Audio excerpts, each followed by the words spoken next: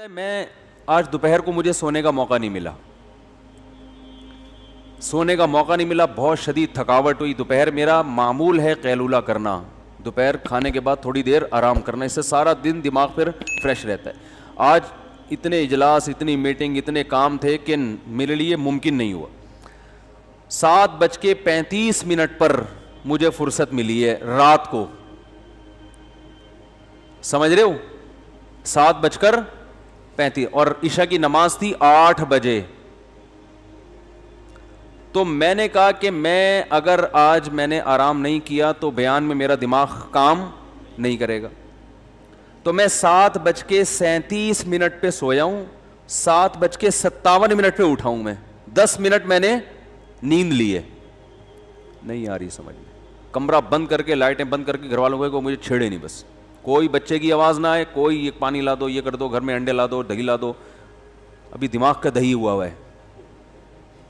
تو میں نے الارم لگایا، 7:37 ہو رہے ہیں اور 7:57 میں مجھے پتا ہے کہ 3 منٹ میرے لیے، بلکہ 58 کا الارم لگایا کہ 2 منٹ میرے لیے بہت ہیں وضو کر کے مسجد میں خشوع و خضوع کے ساتھ کھڑے ہونا، نماز پڑھانا. تو میں یہ 10 منٹ سویا ہوں اور میں الحمدللہ کیا ہو گیا، فریش. وجہ اس کی یہ کہ بھائی جب بیان کرے آدمی، لوگ آ رہے ہیں اتنی دور دور سے ٹائم نکال کے، تو تھکے ہوئے دماغ کے ساتھ یہ ان کے ساتھ ظلم ہے جو دور دور سے بیان سننے کے لیے آ رہے ہیں، یہ ان کے ساتھ زیادتی ہے.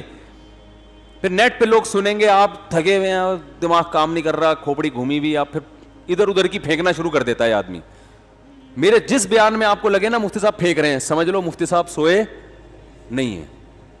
یہ حقیقت ہے. یہ انسان لوہے کا بنا ہوا تھوڑی ہے، مٹی کا بنا ہوا ہے نا. تو میں اتنا اہتمام کرتا ہوں جب بیان ہو پوری بیدار مغزی کے ساتھ، اور آپ نے اندازہ بھی لگایا ہوگا، پوری بیدار مغزی کے ساتھ مجھے پتا ہو میں بول کیا رہا ہوں، اس کے سائیڈ ایفیکٹ کیا ہوں گے، اس پہ اشکالات کیا ہو رہے ہیں، ان اشکالات کے جوابات. اچھا میں ایک دفعہ اپنا بیان سن رہا تھا، ایک دفعہ نہیں کئی دفعہ سنا ہے، تو اس میں ایک چیز مجھے نظر آئی. میں بیان کر رہا ہوں تو مجھے اشکال ہو رہا ہے، یعنی میں اپنا بیان سن رہا ہوں تو مجھے اشکال ہو رہا ہے، یار میں نے یہ بیان کیا، اس پہ تو ایک اشکال ہوتا ہے. تو فوراً میں نے اس اشکال کو بیان میں خود ہی اٹھایا ہے، اس کا خود ہی جواب دیا ہوا ہے. ایسا درجنوں دفعہ ہوتا ہے اپنا بیان جب میں سن رہا ہوتا ہوں نا، تو جو اشکال میرے ذہن میں ہو رہا ہوتا ہے تو میں کہتا ہوں کہ مولانا صاحب یعنی میں صاحب وہی اشکال کر کے اس کا جواب دے کے، اس پہ جو اشکال ہو رہا ہے وہی تو میں کہتا ہوں یار صحیح چل رہا ہے، مارکیٹ میں حساب کتاب کیا چل رہا ہے، صحیح چل رہا ہے، اشکال جواب سارے خود بخود ہی حل ہو رہے ہیں. تو اس لیے جب میں پوری بیداری کے ساتھ کوشش کرتا ہوں دماغ استعمال کروں، بیان کروں، تو مجھے آگے سے رسپانس بھی ویسا ہی چاہیے. ایسا نہ ہو کہ لگے کہ میں ٹی وی میں آ رہا ہوں، پروگرام دیکھ رہے ہیں آپ لوگ کوئی. تھوڑی دیر تو دین کی بات تو بڑی قیمتی بات ہے میرے بھائی، خدا کی قسم لا الہ الا اللہ، اس سے زیادہ قیمتی باتیں آپ دنیا میں کہیں سن نہیں سکتے. اس سے زیادہ کا مطلب قرآن سے زیادہ. میرے بیان کرنے میں غلطی ہو سکتی ہے، لیکن قرآن کی دعوت سے بڑھ کر دنیا میں کوئی دعوت ہے نہیں، چاہے میں ہوں یا کوئی بھی عالم ہو. اگر وہ قرآن کو ڈیفائن کر رہا ہے، اگر وہ دین کو ڈیفائن کر رہا ہے، تو اس کا مطلب وہ آپ کو آپ کا مقصد حیات بتا رہا ہے. یہ چیز گوروں کے پاس نہیں ہے. ابھی تھوڑی دیر پہلے 7:37 پہ کیوں اٹھا ہوں؟ 7:15 بجے وہ انگریز خاتون آئی تھی جنہوں نے اسلام قبول کیا ہے، تو ان کو کلمہ پڑھانا وغیرہ وغیرہ ہوتے ہوتے 7:35 ہو گئے. اب مجھے بھاگنے کی جلدی تھی، اب میں تو نہیں یہ کر سکتا تھا نا ان کو بول دوں کہ بعد میں آئیں، وہ بیچاری اسلام قبول کرنے آئی ہے. تو وہ 7:37 پہ وہاں سے اٹھا ہوں میں. تو اب مجھے ایک بات بتاؤ، یہ واقعات میں جو بیان کر دیتا ہوں نا، وہ فلاں مسلمان ہوئی ہے اپریشیٹ کرنے کے لیے. اب مجھے ایک بات بتاؤ، ایک گوری وہ ایک مولوی کے پاس آ کے اسلام قبول کر رہی ہے، دعوت اس کو کسی اور نے دی ہے، میں نے نہیں دی دعوت، میرے تو پاس آ کے صرف کلمہ پڑھا ہے اس نے.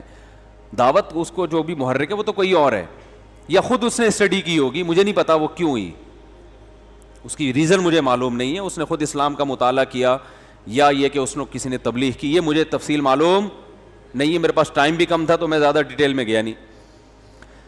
لیکن ایک بات میں آپ سے لوگوں سے پوچھتا ہوں، یار آپ کے پاس دنیا میں کوئی ایسی چیز ہے جو گورا آپ سے لینے کے لیے آئے؟ گورا آپ سے کہے یار، آپ پاکستان سے کہے یار موبائل بنا کے دو یار ہمیں، اور مولویوں سے بولو وہ موبائل بنا کے دیں، تم لوگ موبائل بہت اچھا بناتے ہو. آئے گا گورا آپ کے پاس؟ چڈی بنیان بہت اچھا بناتے ہو آپ لوگ, ایک مثال دے رہا ہوں, آئے گا. وہ کہے گا آپ لوگ الو بہت اچھا بناتے ہو معذرت کے ساتھ. تو کون سی چیز ہے جو گورا ہم سے لے گا؟ کچھ ہے ہی نہیں. ہاں کچھ چیزیں ہیں, وہ سیالکوٹ میں کچھ کھیلوں کے سامان ہم اچھے بنا لیتے ہیں, وہ بھی گوروں کے دور سے ہم نے بنانا شروع کیے ہیں. گوروں نے ہی تھوڑا بہت کچھ سکھایا تھا فٹ بال بنانا, تو انہوں نے دیکھا یہ تو ہم سے زیادہ اچھا فٹ بال بنا لیتے ہیں, بہت اچھا, یہ بندے کی فٹ بال بنا لیتے ہیں, تو پھر وہ ویسے والی فٹ بال بھی بہت اچھی بنا لیتے ہیں. تو اب مجھے ایک بات بتاؤ, کچھ دن پہلے ایک امریکن انگریز آیا ہوا تھا, اس کا بھی میں نے یوٹیوب پہ ڈالی تھی ویڈیو. اتنی بڑی داڑھی اس کی, بالکل دیکھنے میں پٹھان لگ رہا ہے, شلوار پہنی ہوئی ہے, قمیض پہنی ہوئی ہے, رنگ گورا, تو ایسا لگ رہا تھا. میں نے کہا شاید کے پی کے سے کوئی آیا ہے, تو انگلش بولنا شروع کی, پتا چلا جی یہ تو یو ایس اے کا ہے, نیا نیا مسلمان ہوا ہے. وہاں یو ایس اے میں کسی پٹھان بھائی نے, کے پی کے سے تعلق تھا ان کا, انہوں نے اس پہ محنت کی اور وہ کیا ہو گیا, مسلمان. تو بھائی وہ ورنہ ہمارے پاس ہے کیا؟ لیکن ایک چیز اگر گورا ہم سے لیتا ہے تو وہ کیا لیتا ہے؟ اسلام. یہ اس کے پاس, بولو بھائی, نہیں ہے, یہ ہے ہی نہیں اس کے پاس. اسلام لے گا آپ سے, مسائل آپ سے پوچھے گا. عربوں کو صبح شام برا بلا کہتے ہیں, لیکن جب اسلام لیں گے تو عرب کے پاس چلے جائیں گے, سعودیہ چلے جائیں گے, پاکستانی علماء کے پاس آ جائیں گے, ہندوستان کے علماء کے پاس آ جائیں گے. ہانگ کانگ میں مفتی اعظم ہیں یہاں پاکستانی, جو وہاں گورنمنٹ نے ان کو باقاعدہ مفتی اعظم بنایا ہوا ہے. روزانہ درجنوں اگر نہ بھی ہوں تو کچھ نہ کچھ غیر مسلم ڈیلی بیسس پر ان کے ہاتھ پہ مسلمان ہو رہے ہیں ہانگ کانگ میں, جو وہاں کے مقامی ہیں. کچھ چائنیز مسلمان تھے. تو اتنا تیزی سے اسلام پھیل رہا ہے نا کہ آپ کی سوچ ہوگی, اتنا اسپیڈ سے پھیل رہا ہے. لیکن یہ خبریں ان کو ہائی لائٹ نہیں کیا جاتا, بہت تھوڑی بہت بتا دیا جاتا ہے کہ جی اتنے لوگ مسلمان ہو گئے, لیکن زیادہ یہ چیزیں بتائی نہیں جاتی ہیں. تو آپ مجھے بتاؤ کہ اس کا مطلب کہ وہ گورا بھی مانتا ہے کہ یار یہ چیز ہمارے پاس نہیں ہے. تو آپ اتنے بھی خالی نہیں ہیں جتنا آپ اپنے آپ کو سمجھتے ہو. بھائی کلچر آپ کے پاس ہے, لائف کیسے گزارنی ہے یہ آپ کو پتا ہے. گورے کا کوئی ویژن ہی نہیں ہے. دیکھو ایک بات خوب اچھی طرح سمجھ لو, کسی کے لائف اسٹائل کو دیکھ کے متاثر نہ ہو, اس کے ویژن کو دیکھ کے متاثر ہوا جاتا ہے. ایک آدمی کا لائف اسٹائل بہت اچھا ہے, بہت محنت کر رہا ہے, وہ رات کو جلدی سو جاتا ہے, وہ صبح 4 بجے اٹھ کے جاگنگ کرنا شروع کرتا ہے جیسے چائنیز کرتے ہیں, ہارڈ ورکنگ, بہت محنت, کھانے پینے میں احتیاط. یہ اچھی بات ہے. لیکن ایک آدمی یہ سب کچھ کر رہا ہے, محنت کرتا ہے, ایکسرسائز کرتا ہے اور ٹریننگ لیتا ہے اور بہت زبردست طریقے سے, لیکن وہ یہ سب اس لیے کر رہا ہے کہ وہ ایک بہت بڑا اسمگلر ہے. ایک مثال دے رہا ہوں, اس کو یہ سارے کام کرنے کے لیے اپنی صحت کو مینٹین رکھنا پڑتا ہے. اس کی اکثر بارڈر پہ فوجیوں سے لڑائی ہوتی ہے, صحیح ہے نا بھائی. دیکھو دنیا میں محنت کے بغیر تو چور بھی کامیاب نہیں ہوتا نا. محنت اور کچھ نہ کچھ اپنی لائف میں مینجمنٹ تو لانی پڑتی ہے, ڈاکو کو بھی لانی پڑتی ہے. اب اگر ڈاکو نے ڈکیتی ڈالنی ہے, اس کو پتا ہے 1 کروڑ لے کے فلاں آدمی بینک سے نکلا ہے, اور ڈاکو جو ہے نا رات کو 3 بجے اس کو پتا ہے کہ 3 بجے بندے نے آنا ہے, اور ڈاکو کہہ رہا ہے میں اس وقت سو رہا ہوں, میری طبیعت اس وقت ٹھیک نہیں ہے, ابھی میرے سے نہیں. 3 بجے آ کے اس کو کسی نے اٹھایا, وہ بندہ 1 کروڑ روپے لے کے نکلا ہے, کہہ رہا ہے یار میرے سے نہیں اٹھایا جا رہا. ایسے کھجا رہا ہے نا, جیسے ہمارے یہاں ہم ٹائپ کے سب لوگ اسی طرح ہی کر رہے ہوتے ہیں نا, یار میرے سے نہیں اٹھا جا رہا, 3 بج رہے ہیں یار, میں کون جائے گا وہاں ٹکے. ابے اس کو بول صبح 4 بجے, وہ کل دن میں 4 بجے بینک سے پیسے لے کے نکلے, وہ ڈکیتی کر لے گا. بھائی ڈاکو تو اتنا دماغ کا تیز ہوتا ہے نا, وہ صبح ممکن ہے 2:30 بجے نہائے اٹھ کے, اور اپنا حلیہ بھی چینج کرے کہ شکل سے میں ڈاکو نہ لگوں, کیپ پہنے, چشمہ لگائے, ٹھیک ہے نا, 3 پیس سوٹ, ٹائی, سب کچھ کر سکتا ہے وہ, اور اٹھ کے بھاگا جائے. بہادر ہونا بھی ضروری ہے اس کے لیے. کتنی بیدار مغزی کے ساتھ بندے کو ٹریس کرے گا, کہاں جا کے اس کو روکنا ہے, کہاں پکڑنا ہے. تو اب دنیا میں ہے 1 نمبر کا چور, جہنمی, مرے گا جہنم میں جائے گا. ہمارے ہاں نا لوگوں کے ظاہری ایٹیٹیوڈ کو, ظاہری چال ڈھال کو, ظاہری لائف اسٹائل کو دیکھا جا رہا ہے. یہ بہت بڑا فالٹ ہے ہمارے معاشرے میں. ایک نمبر کا کوئی چور ہوگا, کپڑے اچھے ہیں, بات چیت کرنے کا سلیقہ ہے, تمیز ہے, نہاتا دھوتا ہے, ویل ڈن, بہت اچھا آدمی ہے. تو بھائی مجھے ایک بات بتاؤ, گورے کے پاس کوئی ویژن ہی نہیں ہے. انسان کی پہچان اس کے مقصد سے ہوتی ہے, اس کا ویژن کیا ہے. اس ویژن پر وہ کچھوے کی چال کر کے بھی اگر پہنچ رہا ہے نا, تو وہ اس شخص سے اچھا ہے جو خرگوش کی رفتار سے دوڑ رہا ہے مگر اس کا ہدف صحیح ہے نہیں. گورے کا مقصد عیاشی ہے, یہ ویژن ہی ٹھیک نہیں ہے. عیش و عشرت کی زندگی گزارنا ہے, تو عیش و عشرت کی زندگی گزارنے کے لیے اگر آپ صبح 4 بجے اٹھتے ہو کہ میری صحت بھی اچھی رہے اور میں فٹ فاٹ اور بالکل نہ مجھے شوگر ہو نہ بلڈ پریشر ہو, تاکہ میں زیادہ سے زیادہ عیاشی کر سکوں, تو اللہ کی نظر میں اس 4 بجے اٹھنے کی کوئی ویلیو نہیں ہے. یہ تو عیاشی کے لیے بھائی. تو عیاشی انسان کا ہدف اگر بنے گا, انسان کا گول عیاشی ہے, تو پھر اس عیاشی کو حاصل کرنے کے لیے آپ ایکسرسائز بھی کریں, جاگنگ بھی کریں, آپ کا اخلاق بھی اچھا ہو تاکہ لوگوں سے آپ کے تعلقات اچھے ہوں. تو یہ دنیا ان چیزوں سے متاثر ہوتی ہے. لیکن عقل مند آدمی کہے گا بھائی تو یہ سارے کام کر کیوں رہا ہے, کر کیوں رہا ہے تو یہ سارے کام, پہلے وجہ تو بتا. ریزن اگر صحیح نہیں ہوگی تو یہ قابل احترام نہیں ہے. اور ایک آدمی کا ہدف صحیح ہے لیکن اس ہدف تک پہنچنے کے لیے اسٹائل ٹھیک نہیں ہے, اس کا اسٹائل ٹھیک نہیں ہے. مثلا اس کا ہدف ہے انسانیت کی خدمت تاکہ اللہ راضی ہو جائے. اب اس کو پتا چلا 4 بجے جو ہے نا وہاں غریب لوگوں میں صبح سحری تقسیم کرنی ہے, ایک مثال دے رہا ہوں, اور یہ کمبخت اٹھ ہی نہیں رہا. پولیس آئی, اس کو اٹھا کے جا یار وہ غریب بیٹھے میں, تو نے زکوٰۃ بانٹنے کا سوچا تھا. اب یہ 4 کے بجائے پہنچتا ہے 5 بجے اور دھوتی بنیان میں پہنچتا ہے, نہایا بھی نہیں, دانت بھی صاف نہیں کیے, منہ سے بدبو آ رہی ہے. تو ان تمام چیزوں پہ اس کو ملامت تو کی جائے گی, یار کچھ اپنا حلیہ صحیح کرو, ٹائم کی پابندی کرو. لیکن یہ اس پہلے آدمی سے اللہ کی نظر میں کروڑہ گنا بہتر ہے. بات آ رہی ہے سمجھ میں کہ نہیں آ رہی؟ اس کا ہدف صحیح ہے, ویژن صحیح ہے, جو گول جس کو یہ پہنچنا چاہتا ہے, اچیو کرنا چاہتا ہے, وہ گول صحیح ہے اس کا. ایک آدمی چرس کا بزنس کر رہا ہے بڑی ایمانداری سے, پوری کمپنی ہے چرس کی اس کی نا. اب اس نے کیا کیا, اس چرس کی کمپنی پہ پہلی بات تو یہ کہ جو چرس جس پیکنگ میں ہے وہ ایسی پیکنگ کے چرسیوں کو وہ پیکنگ ہی پسند نہیں آ رہی. چرسیوں کو تو گندی پیکنگ پسند آتی ہے نا. اس پہ اینٹی ڈپریشن لکھا ہوا ہے, چرس نام نہیں لکھا ہوا. پھر جتنی کمپنی میں صبح صبح صفائی ہوتی ہے, اسپرے ہوتا ہے اور سینیٹائزر سے سب کے ہاتھ صاف کیے جاتے ہیں تاکہ کرونا نہ ہو, سوشل ڈسٹینس, ڈسپلن انتہائی درجے کا. کمپنی کا مینیجر ٹائم پہ پہنچتا ہے. یہ میں بڑی خاندانی مثال دے رہا ہوں اگر سمجھ میں آ جائے. مینیجر ٹائم پہ پہنچتا ہے, سارے ملازمین اپنی اپنی ذمہ داریاں پوری کر رہے ہیں. جو چرس کو کوٹنے والا ہے وہ ٹائم پہ آ جاتا ہے, وہ ڈنڈی نہیں مارتا, ایسا نہیں کہ 3 پڑیا کے بعد 1 پڑیا اپنی جیب میں, ایسا بھی نہیں ہے. ساری پیکنگ بہترین, آپ کو یوٹیوب پہ اس کی ویڈیوز آ رہی ہیں, کیا تمیز سے جو ہے نا یہ اینٹی ڈپریشن ٹیبلٹ تیار ہو رہی ہے. اور بڑا زبردست وہاں آپ مینیجر کے سے ملے, یار اس کا ایٹیٹیوڈ دیکھو, ایک ہمارا دیکھو زمزم بیچ رہا ہے, کم بخت بات کرنے کی تمیز نہیں ہے اس کو. ایسا ہی ہوگا نا, وہ دیکھو اس کے منہ میں گٹکا ہے اور زمزم بیچ رہا ہے اور بات کرنے کی اس کے پاس تمیز نہیں ہے. کپڑے دیکھو, ملازمین کوئی ڈھنگ سے ٹائم پہ پہنچتے نہیں ہیں, اور جو کمپنی ہے اس کے اندر کچرا, اور کوئی بات نہیں کرتا, گالیوں سے بات شروع کرتے ہیں اور ماموں بلب کے رشتہ داروں کو گالیاں دیتے ہیں. کوئی کسی سے تمیز سے بات نہیں کرتا. اور کرپشن بھی بہت ہے. زمزم میں بھی تو کرپشن ہوتی ہے نا, 4 کین تھے, 1 غائب کر دیا آپ نے درمیان سے. مدینہ کی کھجوریں بیچ رہا ہے وہ بیٹھ کے, لیکن تمیز نہیں ہے بیچنے کی.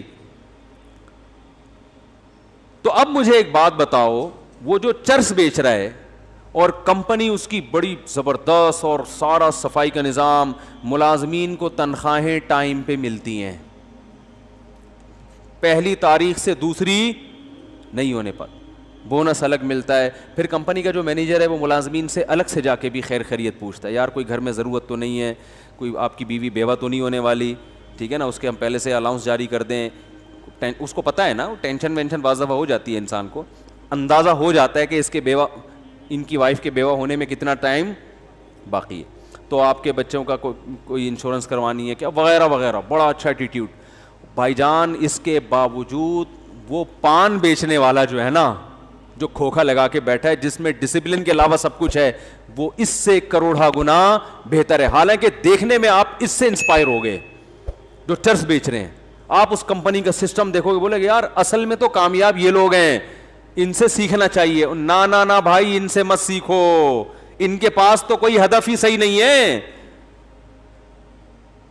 اور جو پان بیچ رہا ہے وہ کم از کم اتنی خطرناک چیز تو نہیں بیچ رہا نا, اس سے کم از کم یہ ویژن سیکھو کہ یار تو چرس کیوں نہیں بیچ رہا. وہ کہے گا بھائی پان کم نقصان دہ چیز ہے, میں نے کہا میں اپنے بزنس کے چکر میں لوگوں کا نقصان نہیں کروں گا. تو یہ چیز اس سے سیکھنے کی ہے پان والے سے, اور یہ اللہ کی نظر میں اس چرس والے سے کروڑا گنا بہتر ہے. گندا اور میلا ہونے کے باوجود, ڈسپلن نام کی کوئی چیز نہ ہو, پھر بھی یہ اس سے بہتر ہے, چاہے دھوتی بنیان میں بیٹھتا ہو. یہ آج دنیا پتہ ہے متاثر ہوتی ہے آپ کے ایٹیٹیوڈ سے, آپ کے ڈسپلن سے, آپ کی صفائی ستھرائی سے, جو کہ اچھی چیز ہے, لیکن یہ اصل نہیں ہے. یہ اصل نہیں ہے. اصل یہ کہ پہلے ہدف تو صحیح ہو, پھر اس ہدف تک پہنچنے کے دو راستے ہیں, غلط اور ایک صحیح, اور پھر بہت زیادہ اچھا.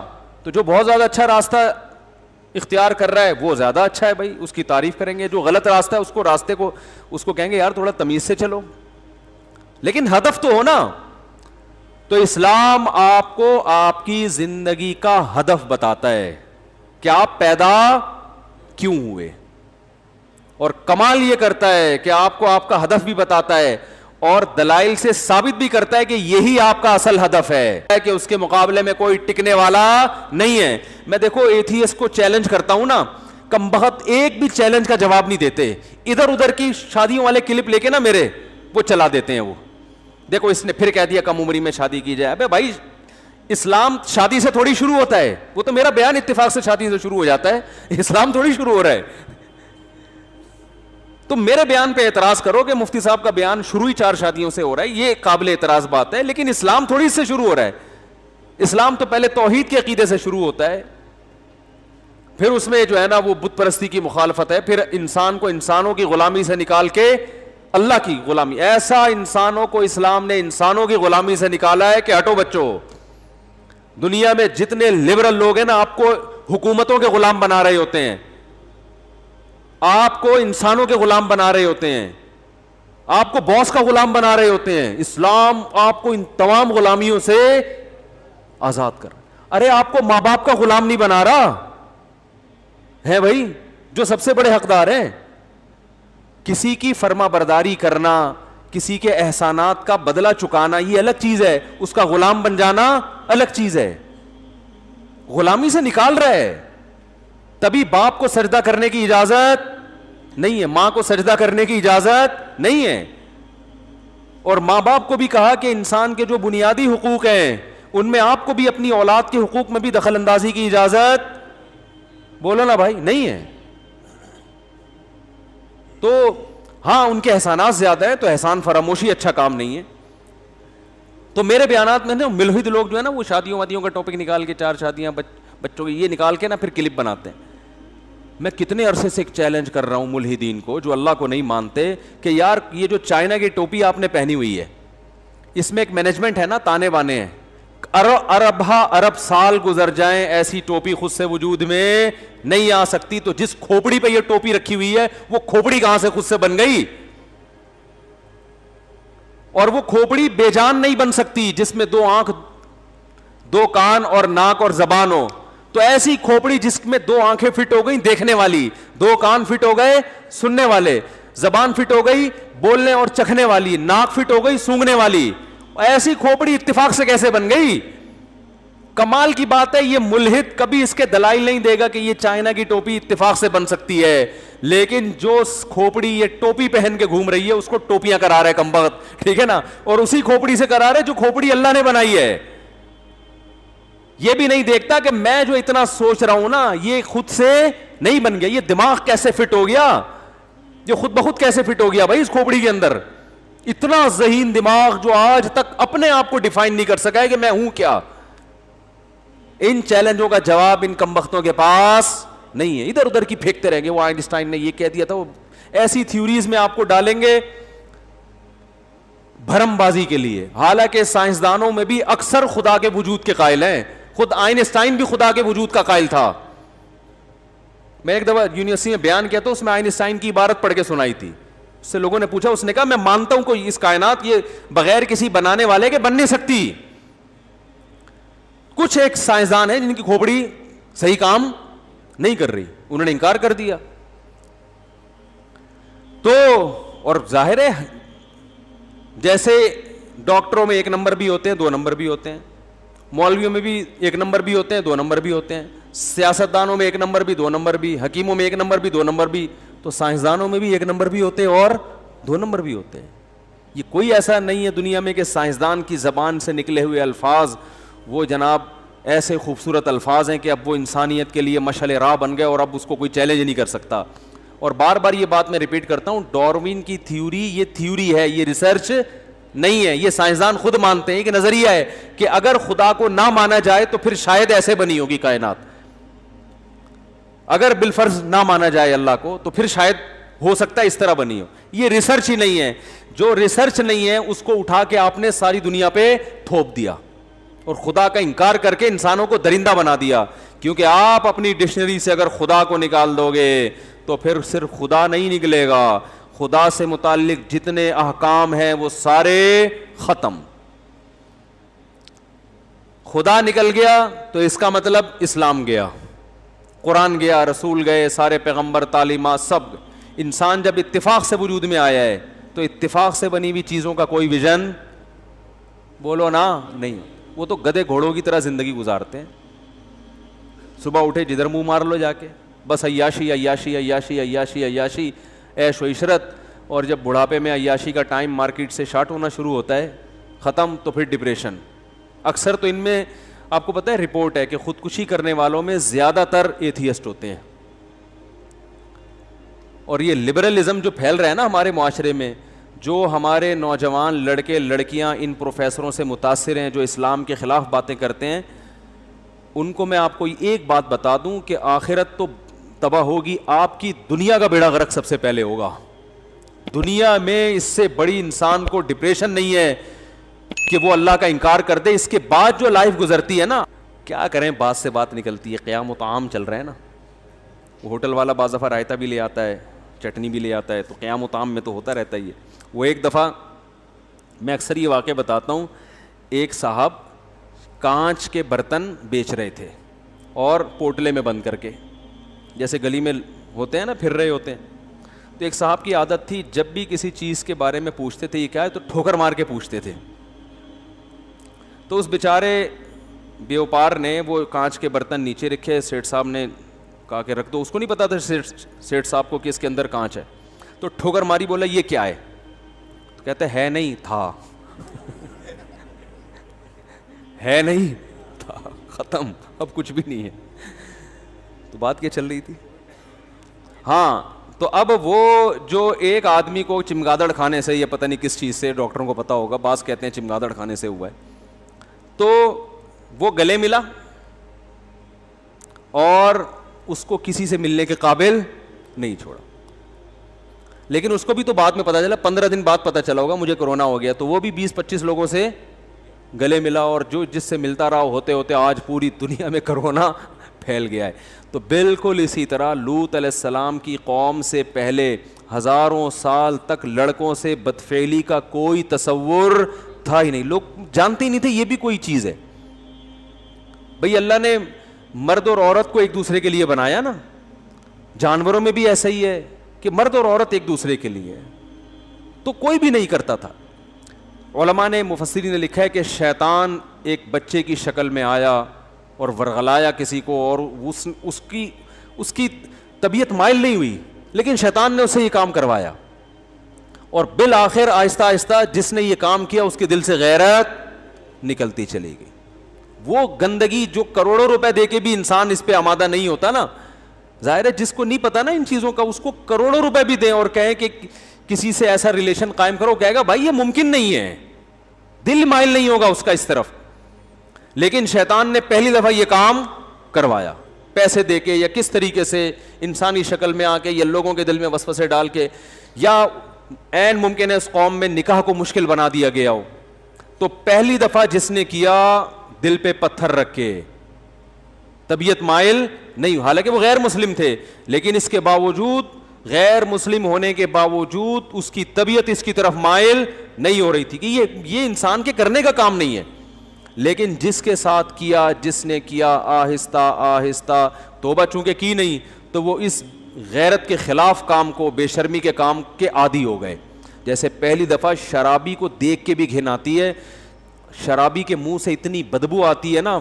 مجھے تو اللہ کا شکر ہے تو شرابی ہمارے معاشرے میں نظر نہیں آتے اتنے, لیکن کبھی کوئی بھولا بھٹکا نظر آ جائے تو ہم تو کافی لمبی دور سے نکل جاتے ہیں, ہمیں پتہ ہے بدبو آ رہی ہوگی, گھن آتی ہے اس سے.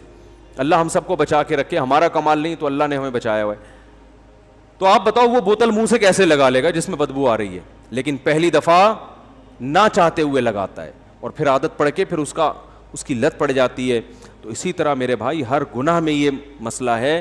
تو جب یہ گرل فرینڈ بوائے فرینڈ کا سسٹم ہندوؤں میں آیا, عیسائیوں میں آیا, یہ ایسے ہی نہیں آ گیا پہلی دفعہ کسی نے غیرت کی قربانی دی ہے اور آہستہ آہستہ معاشرے میں پھر ڈیبیٹ ہوئی, اس کو پھیلایا گیا, ہوتے ہوتے سب اسی کلچر کے. پھر میرڈ لائف اور بغیر شادی کے لائف میں کوئی فرق نہیں, بلکہ شادی شدہ لائف کو لوگ بیوقوف سمجھنا شروع کر دی. اب گدھے گھوڑے ہوتے ہیں نا, گدھے گھوڑوں کا یہی ہے, تھوڑی دیر کا ایک ان کا ریلیشن ہوتا ہے, اس کے بعد وہ الگ, خواہش پوری ہوئی چھوڑ دیا اس کو. کچھ تھوڑا سا زیادہ ایگریمنٹ ہو جاتا ہے, کسی کا 6 مہینے کا, کسی کا سال کا, لیکن یہ کوئی لیگل تو نہیں ہے نا, لیگل تو نہیں ہے نا.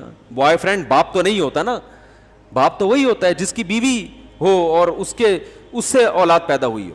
وہ الگ بات ہے, انہوں نے بوائے فرینڈ کو بھی باپ قرار دے دیا ہے, تو قرار دینے کو تو کچھ بھی گورنمنٹ کی طرف سے پابندی نہیں ہے. لیکن سوال پیدا ہوتا ہے پھر اس میں اور لیگل باپ میں فرق کیا ہے. تبھی اسلام نے ایک دو ٹوک بات کی ہے, بھائی جو بوائے فرینڈ ہے وہ باپ نہیں ہو سکتا. باپ کون ہوگا؟ الولد للفراش. رسول اللہ صلی اللہ علیہ وسلم کی صحیح حدیث ہے, جس کی بیوی کے ہاں بچہ پیدا ہوگا تو اس عورت کا شوہر اس بچے کا باپ ہوگا. بوائے فرینڈ باپ نہیں ہو سکتا. کہیں بھی کاغذ میں اس کا نام اسلام ڈالنے کے لیے تیار نہیں ہے, ورنہ لیگل انلیگل میں فرق ختم ہو جائے گا نا. تو اللہ, میں مثال دے رہا تھا کہ اللہ تعالیٰ نے قرآن میں دلائل کے انبار لگا دیے ہیں, تو وہ بس بات کو ختم کرتا ہوں. پھر وہی افنجعل المسلمین کالمجرمین پہ آج بھی ختم ہو گئی آیت, تو پھر اگلے ہفتے آگے چلیں گے انشاءاللہ. اگلے ہفتے یہ والی آیت پڑھوں گا ہی نہیں, آپ نے یاد دلانا ہے, اگلی والی آیت پڑھنی ہے اگلے ہفتے. تو اب بات چلی ہے, تو انسان موت کے بعد کی زندگی کو کیوں نہیں مانتا؟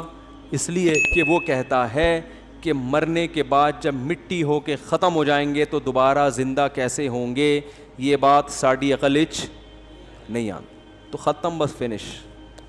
ان ہی الا حیاتنا الدنیا نموت ونحیا. مشرکین کہتے تھے بس یہی دنیا کی زندگی ہے, مریں گے جئیں گے, اور کخ بھی نہیں ہے, کچھ بھی نہیں ہے, ختم, فنش.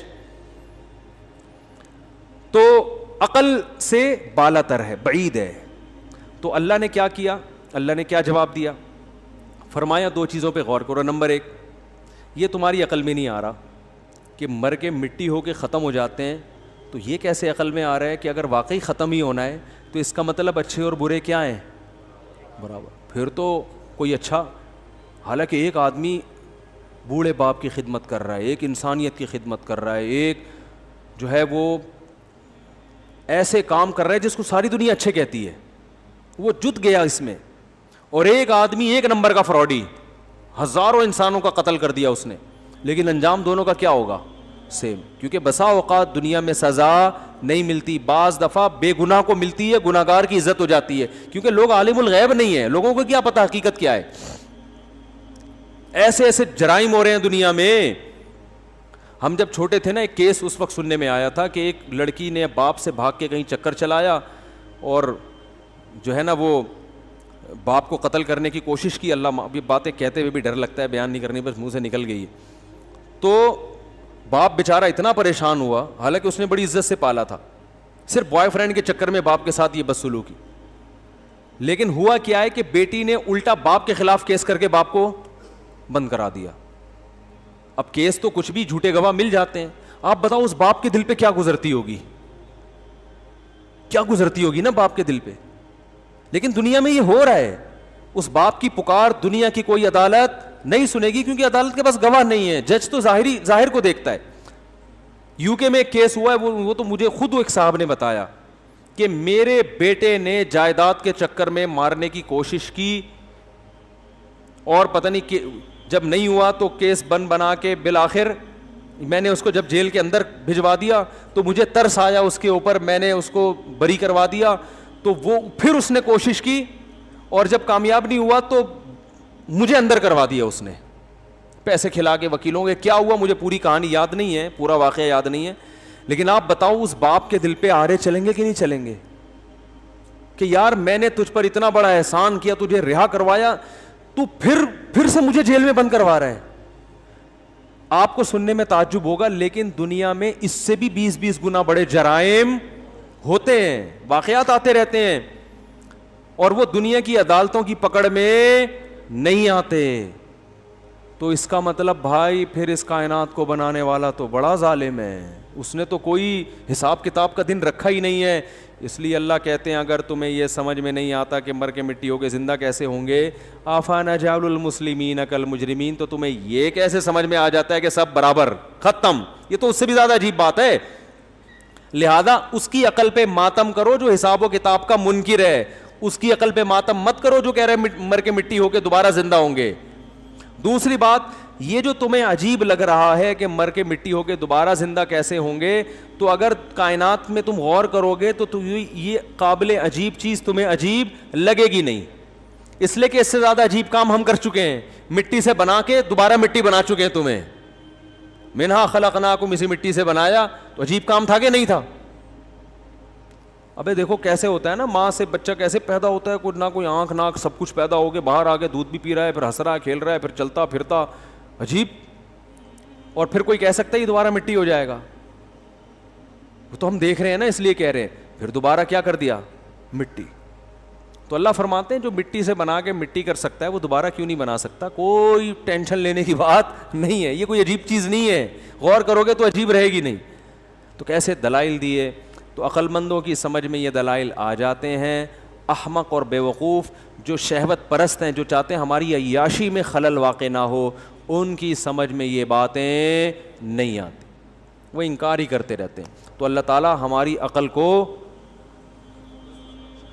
بصیرت دے, ہماری عقل کو صحیح استعمال کرنے کی ہمیں توفیق دے. جلدی جلدی مسائل دے دیں.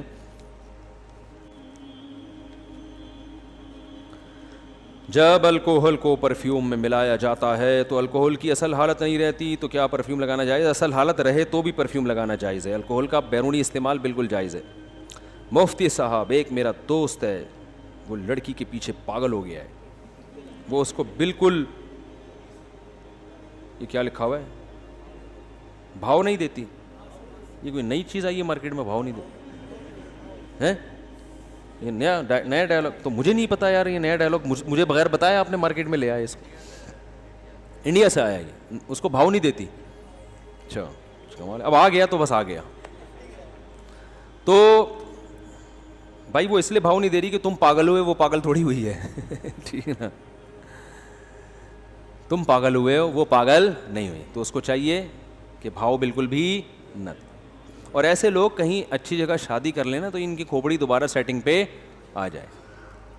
یہ سارے فسادات ہیں نکاح نہ کرنے کے, شادی نہ کرنے کے عذابات ہیں, اور دنیا اس کا یہ حل نہیں بتاتی, حالانکہ اس کے علاوہ کوئی حل ہے نہیں.